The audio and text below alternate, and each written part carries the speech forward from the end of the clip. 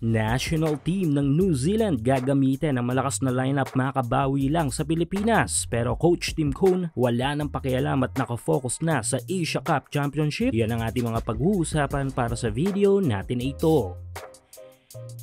Ilang araw na nga lang at lilipad na ang ating national team patungo sa Qatar upang isagawa ang ilang training camp. Sasalang ang gila sa isang pocket tournament kung saan ay makakasagupa natin ang tatlong matinik na mga national team. Ito nga yung Qatar, Egypt at Lebanon. Ayon kay Coach Tim ay magiging malaking tulong ang pocket tournament na ito dahil sa hindi ito sure kung magkakaroon sila ng mahabang panahon sa pagprepara sa Agosto para sa Asia Cup Championship. More likely ay baka nasa 5 araw lamang ang magiging panahon ng ating national team upang mag-ensayo. Pero maliban sa Qatar ay may 2 laban pa na sasalangan ng Pilipinas sa third window ng Asia Cup qualifiers. Ito nga ay kontra sa national team ng Taipei at sa national team ng New Zealand. Sa Chinese Taipei daw walang Kai Sotto ay mas malinaw ang panalo, pero sa Tall Blacks ay medyo alanganin tayo. Dahil sa masakit na pagkatalo na ating naibigay sa isa sa malakas na kupunan sa Asia ay tiyak na babawi ang mga ito sa ating susunod na paghaharap, kung saan ay tiyak na 100% na ibubuhos ng mga ito ang kanilang makakaya upang makaganti lang sa ating national team. At nito nga lang ay ginagawa na ng Tall Blacks ang iniisip ng marami. Ito nga yung itodo ang kanilang lineup kontra sa Pilipinas dito sa kanilang home court revenge. Yes ay nilabas na 12-man lineup ng Tall Blacks ay nagpasok sila ng kanilang 3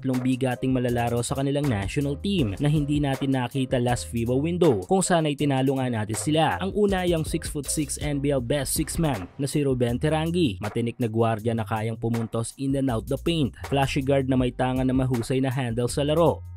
Sunod ay ang 6'5" forward na si Jordan Ngatay. Marahil pamilyar na sa inyo ang player na ito na matagal ding naging mukha ng New Zealand national team. Isa sa pinaka-consistent offensive player ng New Zealand ang forward na ito, kung saan ay malaking problema na may bibigay niya sa kanilang mga opponent ay ang kanyang outside shooting.